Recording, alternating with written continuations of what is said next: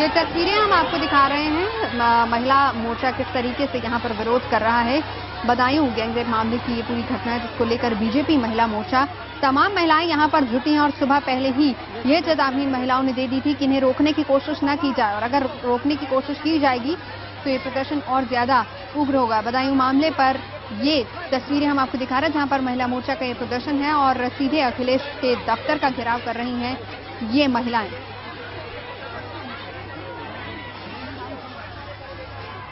इससे पहले आपको बता दें कि इस पूरे मामले को लेकर सीबीआई जांच की भी मांग हो चुकी है। तमाम सियासी दलों के नेता यहां पर पहुंच चुके हैं। पीड़ित परिवार के साथ मुलाकात हो चुकी है, लेकिन पीड़ित परिवार ने साफ तौर पर कह दिया था कि उन्हें मुआवजा नहीं, उन्हें न्याय चाहिए। न्याय की मांग कर रहा है वो, मुआवजा नहीं चाहिए उनको। ये पहले ही साफ कर चुके थे।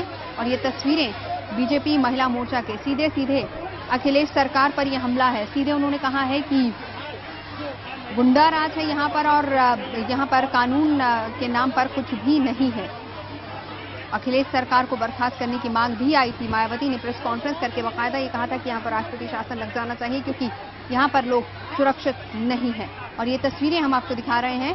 अखिलेश के दफ्तर का घेराव कर रही हैं तमाम महिलाएं। पुलिस ने हालांकि इन तमाम महिलाओं को रोकने की कोशिश की है और इन्होंने पहले ही ये संकेत दे दिए थे कि अगर रोकने की कोशिश की गई तो ये प्रदर्शन और ज्यादा उग्र होगा। भारी सुरक्षा बल, इस वक्त पुलिस बल भी वहां पर मौजूद है। महिला पुलिस बलों को भी वहां पर तैनात किया गया है, क्योंकि ये महिलाओं का प्रदर्शन है। तो ऐसे में महिला पुलिस बलों को वहां पर तैनात किया गया है, लेकिन बड़ी संख्या में यहाँ पर प्रदर्शनकारी जो हैं वो अखिलेश के दफ्तर का घेराव कर रहे हैं। तस्वीरें हम आपको वहीं से दिखा रहे हैं। लखनऊ की ये तस्वीरें हैं। बदायूं मामले को लेकर ये प्रदर्शन चल रहा है।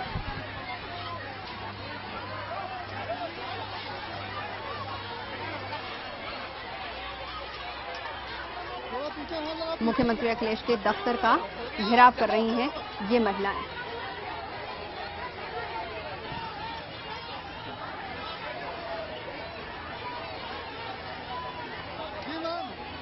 शलभ हमारे संवाददाता इस वक्त हमारे साथ जुड़ गए। शलभ, तस्वीरें तो हम देख सकते हैं, लेकिन हम आपसे जानना चाहेंगे वहां पर चल क्या रहा है, क्योंकि महिलाएं पहले ही चेतावनी दे चुकी थी कि इनके प्रदर्शन को रोकने की कोशिश न की जाए।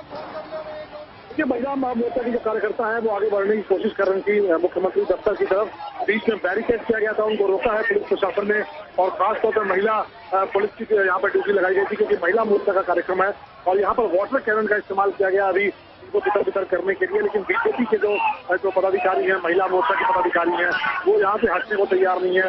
लगातार यहाँ पर संघर्ष जैसी स्थिति बनी हुई है पुलिस के बीच में और बीजेपी महिला मोर्चा की जो कार्यकर्ता हैं। खास बात यह कि सिर्फ महिलाओं को बुलाया गया बीजेपी की तरफ से। उसमें बीजेपी की महिला मेयर, महिला विधायक और महिला सांसद के अलावा जो महिला पदाधिकारी हैं वो इस पूरे प्रदर्शन में मौजूद है। और उनकी मांग है कि अखिलेश यादव को इस्तीफा देना चाहिए, क्योंकि जिस तरीके से उत्तर प्रदेश में अपराध बढ़े और खासतौर पर महिलाओं के खिलाफ अपराध बढ़े हैं, उसको लेकर मुख्यमंत्री को इस्तीफा देना चाहिए। फिलहाल पुलिस से इनकी नोकझोंक चल रही है, पुलिस ने बैरिकेड कर रखा है, इनको आगे नहीं बढ़ने दे रहे हैं। लेकिन महिला मोर्चा यहाँ पर डटा हुआ है आगे बढ़ने के लिए। और अब स्टेट प्रेसिडेंट जो लक्ष्मीकांत वाजपेयी हैं बीजेपी के, उनके साथ भी और भी कुछ नेता यहाँ पर आ गए हैं। उनका ये कहना है कि पुलिस दुर्व्यवहार कर रही है महिला मोर्चा के कार्यकर्ताओं के साथ। बिल्कुल, लेकिन सवाल यह है कि अब महिलाओं के तेवर किस तरह के लग रहे हैं, क्योंकि रोकने की कोशिश तो की जा रही है। क्या लगता है अब आगे क्या होगा?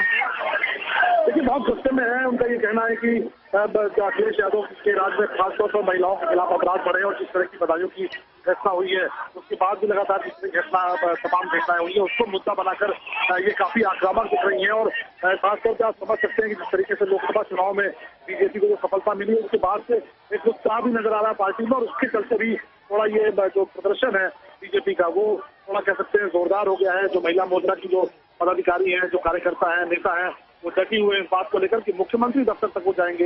हालांकि उनको इस बात के लिए राजी करने की कोशिश चल रही है कि अपना वो मांग पत्र जो है वो यहाँ पर एसडीएम को दे दे, जो अधिकारी आए हुए हैं सरकार की तरफ से। लेकिन उनका ये कहना है कि हर हाल में वो मुख्यमंत्री दफ्तर तक जाएंगे और वहीं पर अपना पत्र सौंपेंगे, उसके पहले वो किसी को अपना पत्र नहीं देंगे। बिल्कुल, और ये मांग राज्य में जिस तरीके से कानून व्यवस्था, बिगड़ती कानून व्यवस्था को लेकर जिस तरीके से अखिलेश सरकार पर हमले हो रहे हैं, सबसे पहले मायावती ने ही कहा था कि यहाँ पर राष्ट्रपति शासन लगा देना चाहिए, क्योंकि कानून व्यवस्था पूरी तरह से चरमरा गई इस पूरे इलाके की। और उसके बाद एक तमाम सियासी दल इसमें कूद पड़े। बयानबाजियों का दौर तो जारी है, लेकिन फिलहाल हम आपसे ये भी जानना चाहेंगे शलभ की अभी क्या जिस तरीके से इन्होंने कहा है कि अपना जो पत्र है वो यहाँ पर एसडीएम को सौंप दे, क्या वही होगा या फिर महिलाएं आगे घेराव करेंगी? देखिए, ये लोग यहाँ पर बैठ गई हैं, जहाँ पर इनको रोका गया है वहीं पर जमीन पर बैठ गई हैं। वाटर कैनन का इस्तेमाल हुआ है। ज्यादातर जो लोग हैं वो भीग गए हैं पानी में।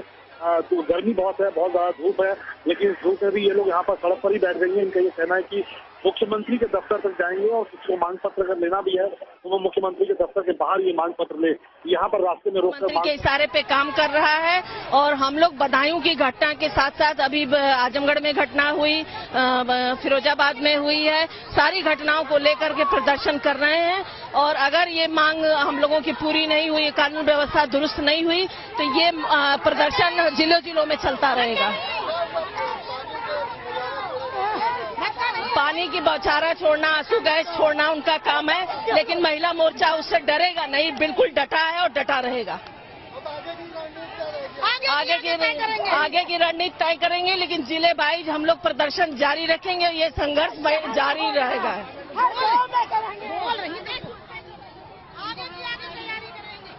3 घटनाओं का हवाला दिया, आजमगढ़, फिरोजाबाद, बदायूं। इन घटनाओं को लेकर जिस तरीके से कानून व्यवस्था चरमराई हुई है पूरे उत्तर प्रदेश की, इसको लेकर महिलाएं प्रदर्शन कर रही हैं। और महिलाओं ने साफ तौर पर यह कहा कि जब तक इनकी मांगे नहीं मानी जाएंगी, मांगे मानना यानी कि इंसाफ दिलाने की मांग ये कर रही हैं, नहीं मानी जाएगी तब तक ये अपना प्रदर्शन इसी तरीके से जारी रखेंगी। वाटर कैनन का इस्तेमाल यहाँ पर किया जा रहा है, लेकिन उन्होंने सीधे तौर पर कहा कि ये कर सकते हैं पानी की बौछारों का इस्तेमाल, लेकिन उससे इनके हौसले टूटने वाले नहीं हैं और अब आगे भी ये मुख्यमंत्री दफ्तर का घेराव करेंगे। फिलहाल शलभ हमारे संवाददाता हमारे साथ मौजूद हैं।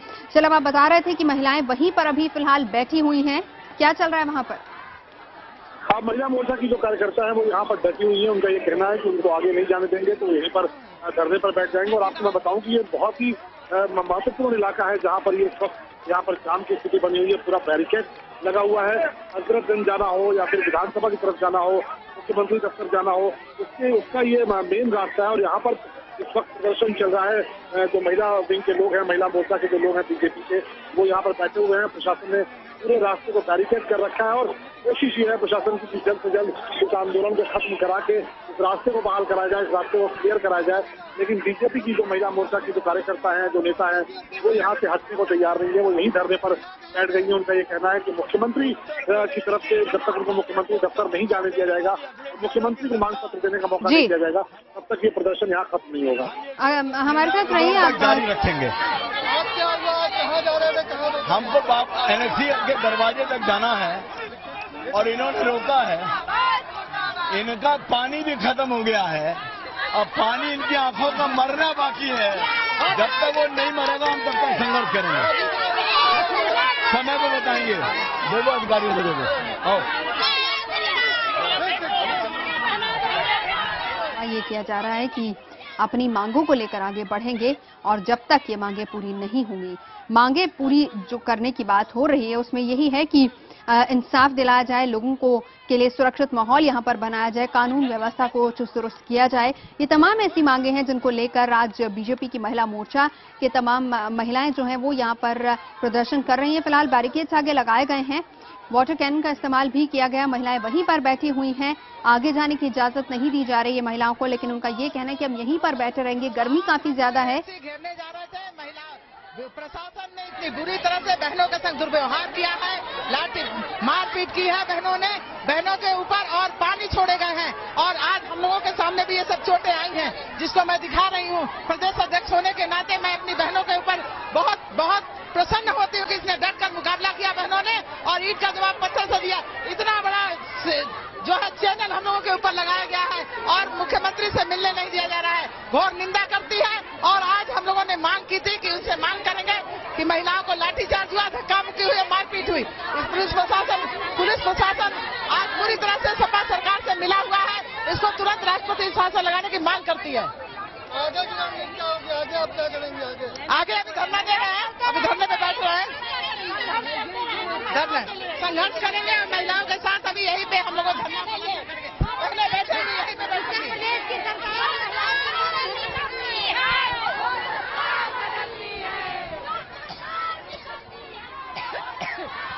तो तो तस्वीरों में आप देख सकते हैं महिलाएं किस तरीके से प्रदर्शन जो है वो लगातार अभी तेवर काफी सख्त है और महिलाओं ने सीधे तौर पर कह दिया है कि वो यहां से हटेंगी नहीं तब तक जब तक कि मुख्यमंत्री अखिलेश यादव खुद आकर ये बात नहीं कहते हैं कि सुरक्षा व्यवस्था यहां पर लोगों को दी जाएगी और सही सुरक्षा दी जाएगी और उस पर गौर किया जाएगा। और इंसाफ की मांग कर रहे हैं आजमगढ़ हो, फिरोजाबाद हो, बदायूं, ये तमाम ऐसी इलाके हैं जहां पर किस तरीके से गुंडा राज चल रहा है ये पिछले कई दिनों से हम देख रहे हैं। और राष्ट्रपति शासन की मांग भी यहाँ पर महिलाएं कर रही हैं और ये मांग पहले बीएसपी सुप्रीमो मायावती भी उठा चुकी हैं। शलभ हमारे संवाददाता मौजूद है। शलभ, फिलहाल क्या तस्वीरें आप देख रहे हैं वहां पर?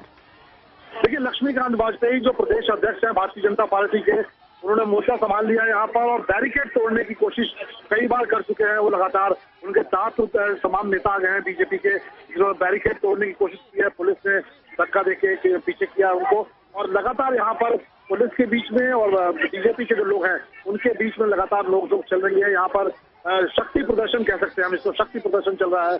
पुलिस रोकने की कोशिश कर रही है और बीजेपी के जो वर्कर्स हैं वो आगे बढ़ने की कोशिश कर रहे हैं। उनकी ये मांग है कि मुख्यमंत्री दफ्तर तक उनको जाने दिया जाए। मुख्यमंत्री दफ्तर तक अगर उनको नहीं जाने दिया जाएगा तो वो इस रास्ते पर बैठ जाएंगे। और इस वक्त मैं देख रहा हूँ कि तमाम लोग रास्ते पर, जो महिला विंग के लोग हैं वो रास्ते पर बैठ गई हैं, यहीं पर प्रदर्शन कर रही है, नारेबाजी कर रही है सरकार के खिलाफ। उनका ये कहना है कि जब तक ये उनको मुख्यमंत्री के दफ्तर तक नहीं जाने दिया जाएगा तब तक ये प्रदर्शन चलेगा। और क्योंकि खुद प्रदेश अध्यक्ष जो बीजेपी के हैं वो भी यहाँ पर आ गए हैं मनोबल बढ़ाने के लिए अपने कार्यकर्ताओं का, तो थोड़ा यहाँ पर अभी ये पूरा प्रदर्शन खत्म होता हुआ नजर नहीं आ रहा है। लगता नहीं है कि इतनी जल्दी प्रदर्शन खत्म होगा। जिस तरीके से कह रहे लक्ष्मीकांत वाजपेयी भी यहाँ पर पहुंच चुके हैं, राष्ट्रपति शासन की मांग हो रही है, प्रदर्शन उग्र हो रहा है, बैरिकेड्स को तोड़ के आगे बढ़ने की कोशिश की जा रही है। शलभ, हम आपसे जानना चाहेंगे कि अभी फिलहाल जो ये बात कही गई थी, जिस तरीके से महिला मोर्चा भी कह रहा है कि हमें राष्ट्रपति शासन यहाँ पर लगा देना चाहिए क्योंकि कानून व्यवस्था पूरी तरह से चरमरा गई, लेकिन इस पूरे मामले को अगर हम देखें, खासतौर पर अगर बदायूं की घटना को देखें, तमाम सियासी दल वहां पर पहुंचे लेकिन अखिलेश यादव वहां पर नहीं पहुंचे। अब बिल्कुल आपकी बात बिल्कुल सही है, मुख्यमंत्री वहां पर नहीं पहुंचे और इस बात को लेकर भी नाराजगी है। जो बदायूं के पीड़ित हैं उनके पीड़ित परिवार की भी नाराजगी है कि सरकार की तरफ से कोई नुमाइंदा अभी नहीं आया और वो चाहते थे कि मुख्यमंत्री वहां पर पहुंचे। हालांकि मुख्यमंत्री की तरफ से ये बताया गया कि वो इसलिए वहां पर नहीं गए क्योंकि पहला उनका काम था कि लॉ एंड ऑर्डर वहां पर इंश्योर कराया जाए, जो लोग इस घटना में जिम्मेदार हैं उनको गिरफ्तार कराया जाए, और इस काम के चलते वो वहां पर नहीं गए। लेकिन जो बदायूं के सांसद हैं धर्मेंद्र यादव, वो भी 5 दिन बाद पहुंचे हैं बदायूं में, तब जबकि तमाम लोग वहां पर पहुंचे, तमाम जो बाहर से नेता आए थे वो उस गांव में पीड़ितों का हाल लेने पहुंचे। जब मायावती वहां पर पहुंची है उस टाइम धर्मेंद्र यादव जो कि सांसद है वो 5 दिन बाद कहीं जाकर पहुंचे और इसको लेकर नाराज किए। अभी तुरंत चुनाव जीतकर बदायूं से जीत कर गए हैं लोकसभा में धर्मेंद्र यादव। वैसे में ये मुद्दा बन रहा है कि क्यों नहीं सरकार की तरफ से कोई वहां पर गया, क्यों नहीं सरकार की तरफ से कोई मंत्री वहां पर गया। निश्चित तौर पर इसको लेकर नाराजगी है बदायूं के पीड़ितों में। बिल्कुल। शलभ, अगर हम देखें 15 मार्च 2012 को अखिलेश यादव ने शपथ ली थी और उसके बाद उन्होंने सीधे तौर पर यह बात कही थी कि अब यहां पर गुंडाराज नहीं होगा। नई सोच के साथ वो शपथ ले रहे हैं। मुलायम सिंह यादव नहीं बने थे, मुख्यमंत्री अखिलेश यादव बने थे। नई सोच के साथ शपथ ले रहे हैं और युवाओं को आगे बढ़ने का मौका मिलेगा और यहां पर पुरानी सोच के बजाय नई सोच जो है वो आगे बढ़ेगी, जिसमें चाहे वो कानून व्यवस्था का मामला हो, यानी उत्तर प्रदेश को एक तरीके से विकसित करने की कोशिश की जाएगी। लेकिन अगर हम उसके बाद के ग्राफ की बात देखें, अगर हम क्राइम के ग्राफ को देखें तो वो लगातार बढ़ता गया, कम होने की बजाय वो लगातार बढ़ता ही गया। यानी फर्क कोई भी नजर नहीं आया है। सरकारें बदल जाती हैं, कुर्सियां बदल जाती हैं, लेकिन जनता की समस्या ज्यों की त्यों है। देखिए, 2012 के चुनाव की अगर आप बात करिए तो लोग मायावती के शासन से त्रस्त थे और इसीलिए मायावती की सरकार को उखाड़ फेंका था और अखिलेश यादव को बहुत बड़े बहुमत के साथ उत्तर प्रदेश की सत्ता सौंपी थी। 224 सीटें लेकर अखिलेश यादव यहाँ की सत्ता में आए थे और उन्होंने बाकायदे जनता से वादा किया था, जनता के सामने कसम खाई थी इस बात की कि समाजवादी पार्टी का भी चलेंगे और सरकार का भी चेहरा बदलेंगे। समाजवादी पार्टी का चेहरा इसलिए क्योंकि तमाम घटनाओं में समाजवादी पार्टी के नेताओं का नाम आता था।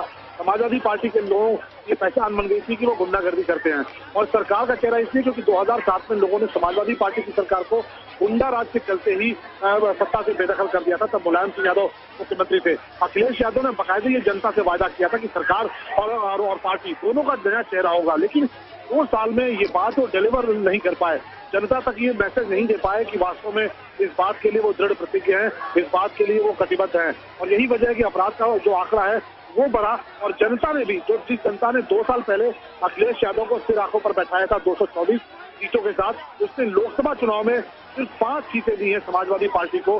जनता ने भी अपनी नजरों में कहीं ना कहीं इस पार्टी को उतार दिया और ये बात मुख्यमंत्री को भी समझनी चाहिए, सरकार को भी समझनी चाहिए कि कोई पार्टी 2 साल पहले 224 सीटों का प्रचंड आंकड़ा लेकर आई थी, वो सिर्फ 5 सीटें जीत पाई है और वो भी सिर्फ परिवार की सीटें। तो निश्चित तौर पर जनता ने अपना फैसला सुना दिया है और अब ये जो सियासी दल है उनका जो मनोबल बढ़ा है उसके पीछे कहीं ना कहीं लोकसभा चुनाव के बाद आए नतीजे भी हैं। खासतौर पर बीजेपी जो इस टाइम संघर्ष करती हुई आपको नजर आ रही है, यही बीजेपी उत्तर प्रदेश में एकदम आपको बिल्कुल निष्क्रिय नजर आती थी, वो बीजेपी उठ खड़ी हुई है। उसमें उसको लगता है कि ये बेहद उनके लिए बेहतरीन मौका है। लोकसभा चुनाव में जनता ने उनको साथ दिया है, इसी मौके पर अगर उनके हाथ इस तरह के मुद्दे आते रहे और वो सरकार पर हमला बोलते रहे, उत्तर प्रदेश की जनता की सहानुभूति बीजेपी को मिल पाएगी।